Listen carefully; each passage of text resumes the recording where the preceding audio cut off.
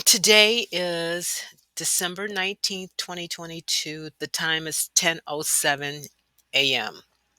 my time. And today I want to take a look at this article here that's in the Garo online, and it's titled How Al-Shabaab Profits from Illicit Sugar Trade Across Somalia Kenyan Border. First of all, I want to know, why is sugar illicit? I mean, I don't even like sugar. Why? Because sugar suppresses the immune system. Yeah, it just makes us ill. So, not getting sugar to to Kenya from Somalia is no big deal to me. I don't understand why why do they have to smuggle food? Why don't they just, allow it to, if the people want it, let them have it. But that's not the reason I want to get into this article. This article is very interesting.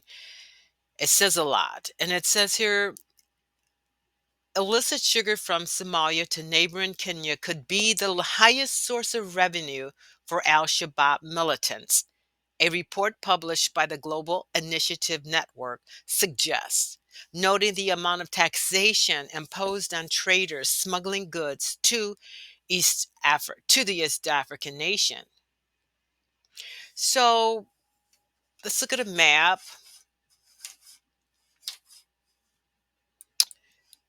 So they're saying that sugar is coming out of this port right here. Let's see if we can get whoops, that's not the port.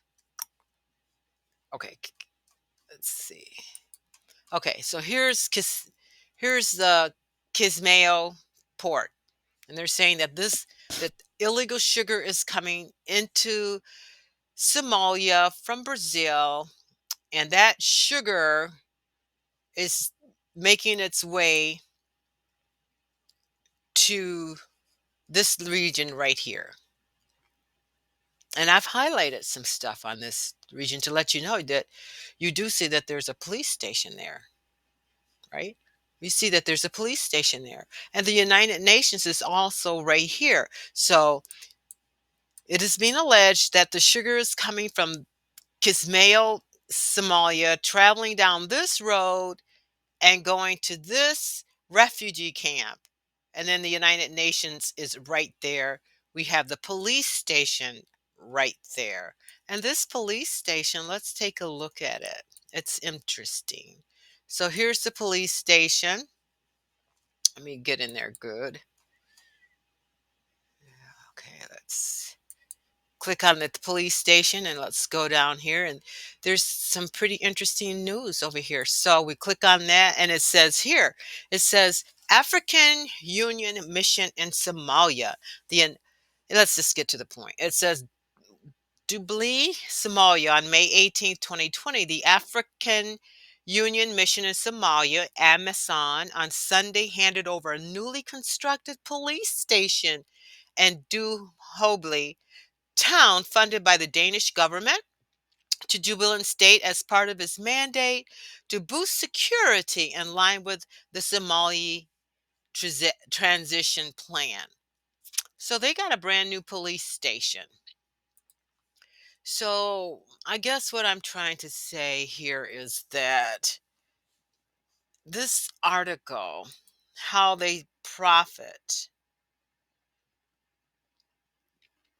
it says here, let's see, it's according to the report, the proximity of Port of Kismayo to the Kenyan border, as well as the absence of Kenyan import duties, has made it more economical to import many basic staples and other goods through Kismayo and transport them overland into Kenya.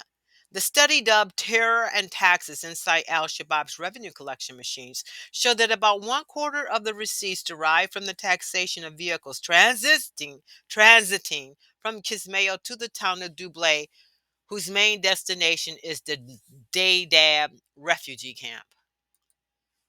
So here's that route. Here's Kismayo. Right up in here is Kismayo.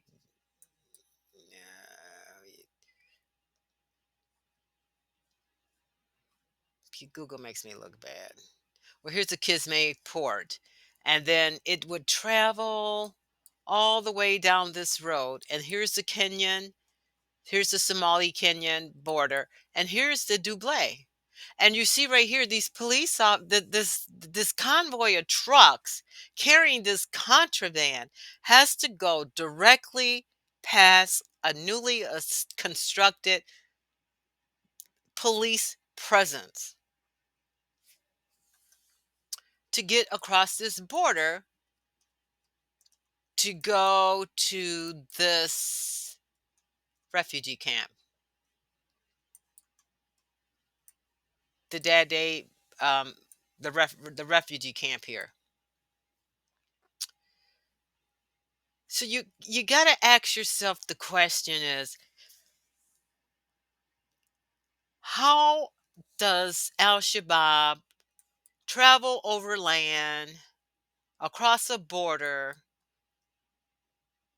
and maintain $100 million budget annually without any interference from the police? I mean, how can they maintain it? How can this road, and this article even goes in here to show you, there's a map in here that they actually use. You've got some unregulated money going out here. Let's get this. See if we can get that map up here. So you see, here's the map, and here's Garissa, and it's saying here that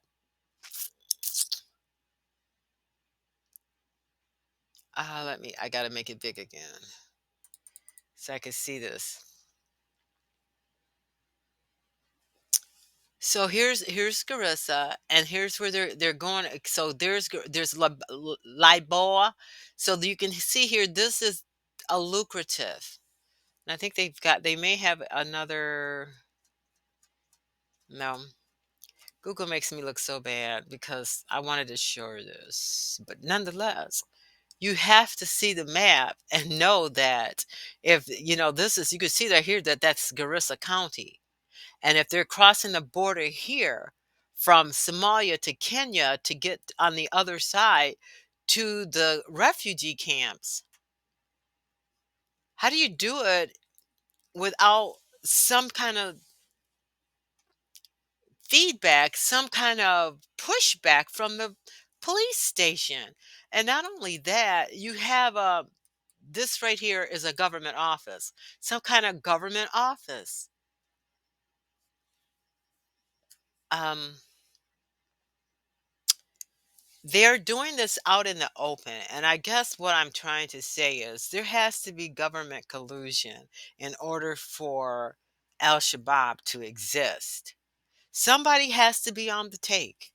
You have unregulated money, U.S. currency, U.S. currency traveling over a road. And there's also this right here, that's an airport.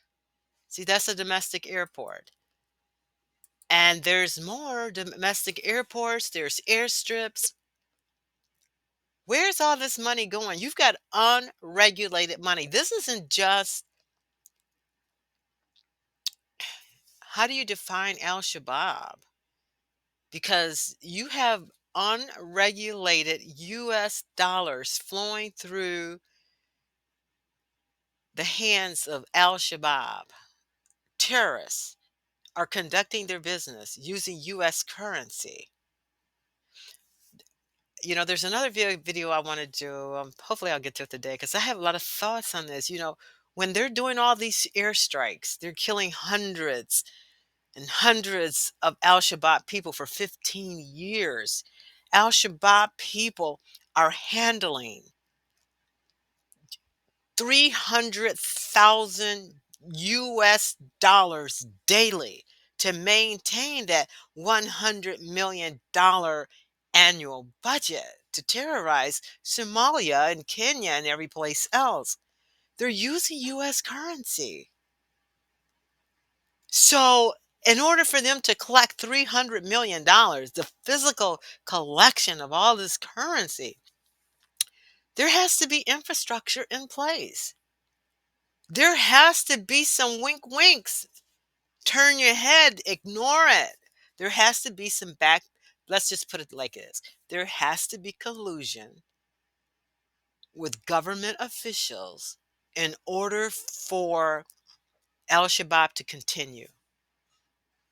There's no way they could orchestrate $100 million enterprise of handling $100 million in currency. Who's getting rich off of Al-Shabaab?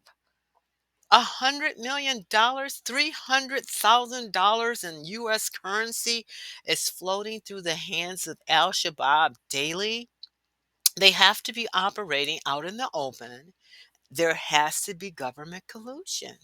I'll just leave it there.